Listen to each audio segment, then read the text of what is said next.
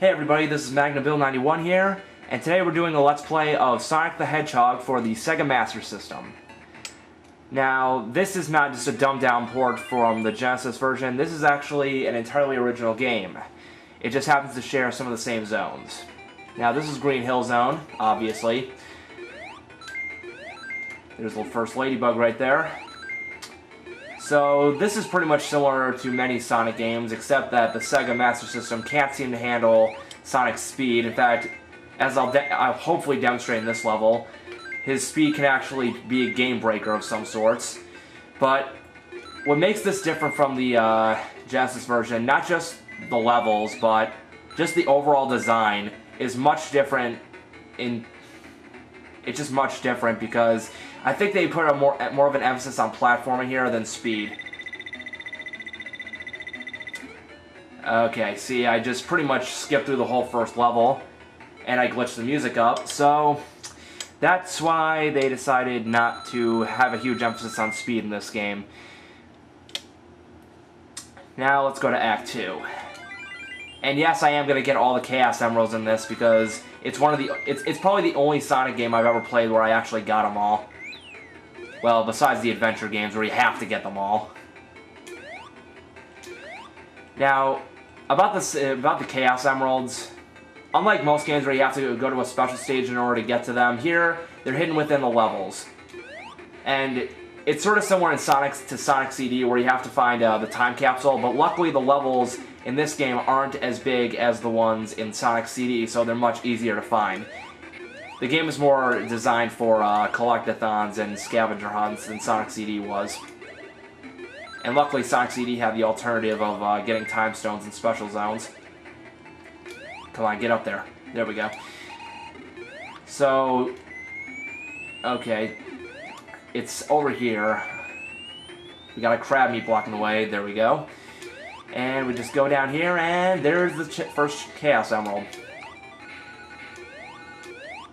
Now all we gotta do is complete the level. Now there are special stages in this game where you have to collect 50 rings and then flip the signpost.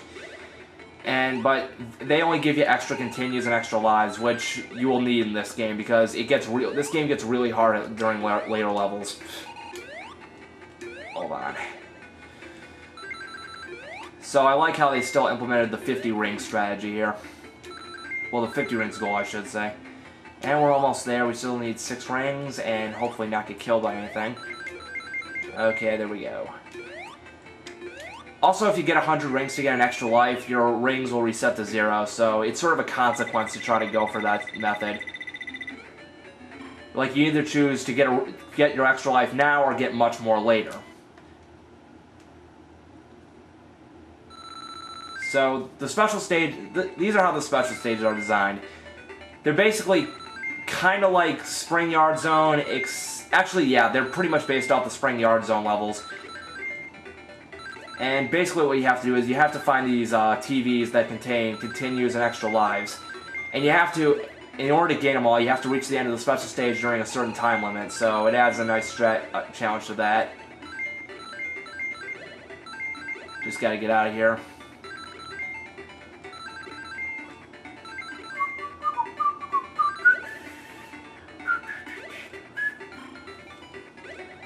Okay. Alright, we got an extra life. Okay, I think it's time to leave the level now. The only bad thing about the special stage is that you'll always get Robotnik's face on the signpost. And now we go to the boss fights. Now, if you played any of the 8-bit Sonic games, you'll know that in the boss fights, there are no rings. I think they started adding rings in like Sonic Chaos, but in Sonic 1 and 2 for the Master System, you don't get any rings to fight the bosses. And now we have what is perhaps the easiest Robotnik fight ever, even easier than the Egg Tank in Sonic 2. This is all he does. All he does is just go back and forth, and eventually he'll ram you. Try to ram you. Now the only advantage Robotnik has in this game is that they actually give him recovery time. So sometimes you'll try to hit him twice, but Robotnik will get his immunity back and he'll kill you. So it is possible to get killed in this fight. By stupidity, pretty much. Come on, come down. Come on, Eggman. Oh. Oh. Yeah, go ahead. Fly around like a little pussy. Come on, fight me, Robotnik. I know you don't have an entire pool full of, like, traps. But you can at least try to fight me. There we go. For the pool of traps, I was, of course, referring to the Labyrinth Zone in Sonic 1 for the Genesis. And yay, we freed the little critters of the forest.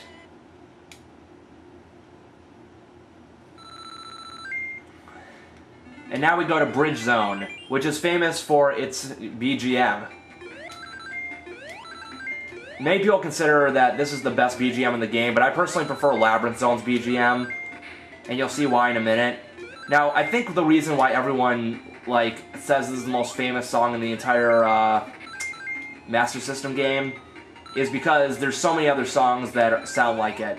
One song is Believe in Myself from Sonic Adventure, Tails' theme, that this song seems to be the inspiration of. Also, people also compare it to the Full House theme and Janet Jackson's Together Again, and I can definitely see why. Some people will even go as far as say that this song inspired Janet Jackson. I'm not saying Full House because Full House came before this. Crap. So yeah, this is Bridge Zone. Sort of a weird thing to be basing a zone on. It pretty much looks like, it kind of reminds me of Hill Zone, just like the mountain backgrounds and all that stuff. Hilltop Zone, I'm sorry. And there's our first Extra Life, that I found anyway. Oh, there's the Chaos Emerald. The most obvious Chaos Emerald in the whole game.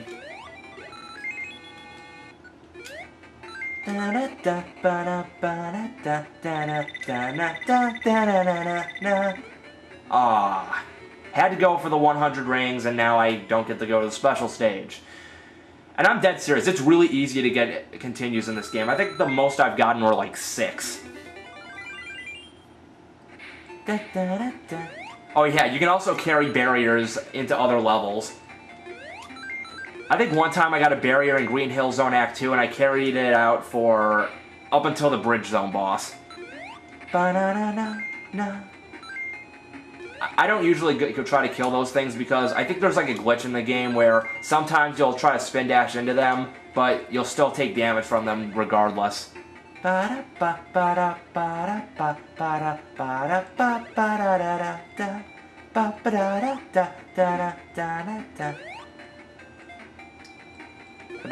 bet you're probably sick of me singing right now. Oh yeah, I forgot to tell you, this is a side-scrolling level in a Sonic game. Who knew? And believe it or not, it actually works. I forgot to tell you this. Every second act has some sort of unique twist to it. Like Green Hill Zone had the underground area, and this has a side-scrolling level. It basically like implements things that the Genesis version did not implement. So again, they're trying to not try to completely copy the Genesis version because of technical restrictions, so they try to make the best of a, not a bad situation, but a limited situation. That probably didn't make sense, but I don't care.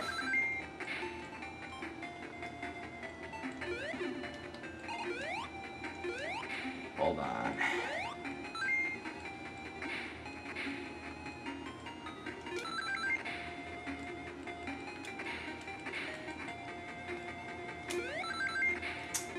Yeah, not much to say after that. I just gotta make it to the end of the level. I think these weight things are from Starlight Zone, but yeah, they're from Starlight. I remember now. Also, these collapsible bridges, they actually brought them back in Sonic the Hedgehog 2 for the Master System for the Sky High Zone, I think it was called. Come on. There we go. Up we go, and yay, special stage! And we got a pretty good ring bonus. Oh yeah, I forgot to tell you, I think every 50,000 points you get an extra life. So it is important to get points in this game. Oh boy. It's kind of weird how they didn't make like a Spring Yard Zone level when they clearly have the technical ability to make such a level. Hold on. But I guess they were trying to concentrate on making a new experience, so I guess it's understandable. Oh, extra life, come on, get it. Come on, Sonic, get it. Oh, crud. There we go. Well, we got some good stuff from that. Robotnik will follow you everywhere. Even in the special zones, you're not safe.